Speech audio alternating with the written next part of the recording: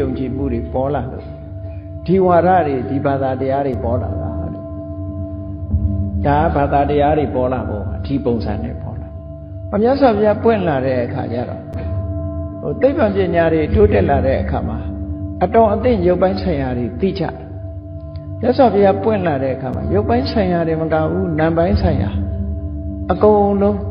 ရှင်းရှင်းလင်းလင်းပွင့်ပွင့်လင်းလင်းကြီးလူတွေဟာအသိဉာဏ်တွေဖြစ်ပွားလာကြဒါကြောင့်မို့လို့လောကမှာစွမ်းအားတွေဟာလူသားတွေမှာရှိ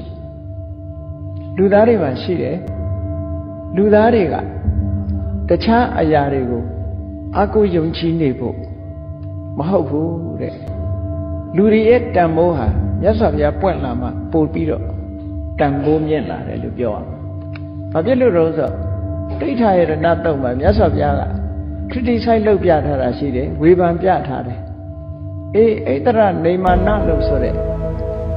သာဝရဘုရားသခင်ကြီးတကုရှင်ကြီးကဖန်ဆင်းလို့ဖြစ်တယ်ဆိုလို့ရှိရင်ကြည့်ကိုယ့်ဘဝကိုရှိနေကြလူတွေကိုယ့်ဘဝကိုအသက်မွေးနေကြဖန်ဆင်းထားလို့ဖြစ်တယ်ဆိုလို့ရှိရင်နော်အလုံးသမားဖြစ်နေတဲ့ပုဂ္ဂိုလ်ကလည်းသာဝရဘုရားသခင်ဖန်ဆင်းလို့အလုံးသမားဖြစ်တာအလုံးရှင်ဖြစ်တဲ့ပုဂ္ဂိုလ်ကလည်းဘုရားသခင်ဖန်ဆင်းလို့အလုံးရှင်ဖြစ်တာနွားတတ်နေရတဲ့လူကလည်းဘုရားသခင်ဖန်ဆင်းလို့နွားတတ်နေရစိတ်တတ်ရတဲ့လူကလည်းဘုရားသခင်ဖန်ဆင်းလို့ဂုဏ်ဒီပွဲစားလုပ်တဲ့လူကလည်းဘုရားသခင်ဖန်အားလုံးဟာဘဝတစ်ခုရလာပြီးတော့လောကကြီးစားတော့နေရတာဘုရားသခင်ဖန်ဆင်းလို့ဆိုတဲ့အဓိပ္ပာယ်ကြီးရောက်တယ်တဲ့ဒါမြတ်စွာဘုရားဝေဖန်ပြနော်ဘုရားကတော့ပါဏာတိပါတိအရိဏတာယီဆိုတဲ့စကားလုံးတွေနဲ့ဝေဖန်ပြအဲ့လိုအခြေအနေမျိုးရောက်သွားနိုင်တယ်တဲ့ဒါကဖန်ဆင်းတာအရာရာကိုသာဝရဘုရားသခင်ကဖန်ဆင်းတယ်လို့ယုံကြည်မယ်ဆိုလို့ရှိရင်ကိုဖြစ်နေတဲ့အရာတစ်ခုဟာဘုရားသခင်ဖန်ဆင်းထားတဲ့အတိုင်းဖြစ်တာဆိုတော့ဘာဖြစ်လာတော့ဆိုတော့နောက်ပိုင်းမှာစဉ်းစားကြည့်လိုက်မြတ်စွာဘုရားအဲ့ဒီဘုရားသခင်ဖန်ဆင်းလို့ဆိုတဲ့အယူအဆကြီးခြေခြေနက်နက်ကြီးလက်ခံထားတဲ့ပုဂ္ဂိုလ်တရားအဖို့မှာတဲ့ကိုယ့်ရဲ့ဆန္ဒဆိုတာဘာမှအဓိပ္ပာယ်မရှိဘူးလုံးတဲ့နာနဲ့မလုံးတဲ့နာခွဲခြားသိဖို့ဆိုတာလည်းဘာမှအဓိပ္ပာယ်မရှိဘူးကိုယ့်ရဲ့လုံလဝိရိယဆိုတာလည်းအဓိပ္ပာယ်မရှိဘူးကိုယ့်ရဲ့အသိဉာဏ်ပညာအစွမ်းစားဆိုတာလည်းအဓိပ္ပာယ်မရှိတော့ဘူးအသုံးမဝင်တော့ဘာဖြစ်လို့လဲဆိုရင်ကိုယ့်ရဲ့ဘဝဒုက္ခဒုက္ခအတွေ့အကြုံမှန်သမျှကိုဘုရားသခင်ကဆုံးဖြတ်နေတာကိုယ်ကိုယ်ရာအားထားရလို့ကိုယုံကြည်တဲ့ဘုရားကဖန်ဆင်းတာလို့ဆိုတဲ့ယုံကြည်ချက်ရှိလို့ရှိရင်ကိုဘာမှလုပ်လို့မရတဲ့အနေအထားမျိုးဖြစ်သွားတယ်တန်ဖိုးမရှိတော့ဘူးလုံးတဲ့နာနဲ့မလုံးတဲ့နာရွေးချယ်လို့ရွေးချယ်ဖို့မလိုတော့ဘူးကိုယ့်ရဲ့ဆန္ဒရှည်တန်းတင်ဖို့မဖြစ်နိုင်တော့ဘူး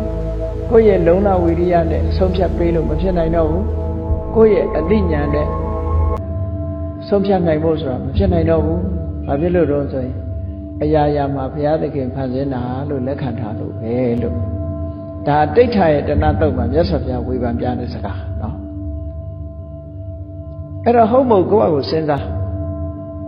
အဲ့လိုမြတ်စွာဘုရားကဝေဖန်ထောက်ပြတာဟာဘာအတွက်ထောက်ပြတာလဲဆိုစွမ်းအားဟာလူသားတွေမှာရှိတယ်ဆိုတာပြောချင်တယ်နော်လူသားတွေရဲ့စွမ်းအားဆိုတာလူတွေမှာပဲရှိတယ်အဲ့ဒီလူတွေမှာရှိတဲ့စွမ်းအားဟာအောင်မြင်ကြီးပွားဖို့အတွက်လူတွေရဲ့တန်ဖိုးဟာမြတ်စွာဘုရားကလူတွေရဲ့တဏ္ဍာမှာသာရှိတယ်လို့ထောက်ပြလိုက်တဲ့ဖြစ်လူတွေရဲ့တန်ဖိုးဟာကြီးကျယ်တက်လာဘလို့ဆိုလို့ရှိရင်လူတွေဟာတန်ဖိုးကြအောင်ကိုတန်ဖိုးကြအောင်မတွေးရကိုတန်ဖိုးတက်အောင်တွေးရအရာရာမှာလက်မြောက်ပြီးတော့အရှုံးပေးတယ်ဆိုတာဒါအဓိပ္ပာယ်မရှိဘူးဗမာစကားမှာလည်းရှိတယ်မဟုတ်လားကြိုးစားရင်ဖရာတောင်ဖြစ်တယ်လို့ဆိုတာဒါအမှန်စကားပဲပေါ့နော်ကိုစွမ်းအားတွေကိုမြင့်တင်ပေးနိုင်လို့ရှိရင်လုံလောက်တဲ့ဒီဂရီရသွားပြီဆိုရင်ဖြစ်မှာပဲဖရာလူတိုင်းဖရာပဲရွေးရှိတာပဲဘုရားဘာသာဂိုင်းတစ်ခုမဟာယာနလို့ခေါ်တယ်တိဘက်တို့တရုတ်ပြည်တို့ကိုရီးယားတို့အဲ့ဒီနိုင်ငံတွေမှာဂျပန်တို့ ယုံကြည်ကိုးကွယ်နေတဲ့မဟာယာနဗုဒ္ဓဘာသာဆိုတာလူတိုင်းဖျားဖြစ်ရမယ်ဆိုတဲ့ဝါဒ